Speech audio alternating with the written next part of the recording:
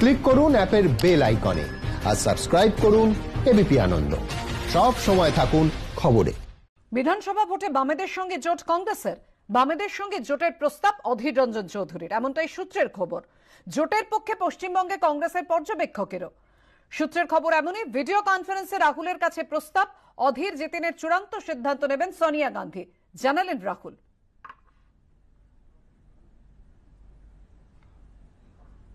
রাহুল গান্ধী চেয়েছিলেন যে আমাদের দলের বাংলার নেতা যারা আছে তারা আগামী দিনে নির্বাচনে জোট সম্পর্কে কি তাদের মতামত।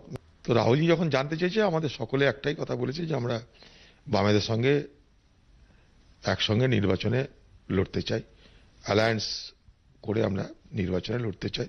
যৌথ কর্মসূচি নিয়ে আমরা আন্দোলন করছি, উভয় দলের কর্মীরা আন্দোলনে সামিল হচ্ছে। গতকাল বনসাক সফল হয়েছে। অতএব এখানটাই সবাই আমরা চাই, মানে প্রত্যেকের বক্তব্যতেই এই কথাটা বেরিয়ে এলো। রাহুলজি বললেন যে ভালোই হলো, আমি বিষয়টা প্রেসিডেন্টকে জানিয়ে দেবো, ব্যাস এই পর্যন্ত।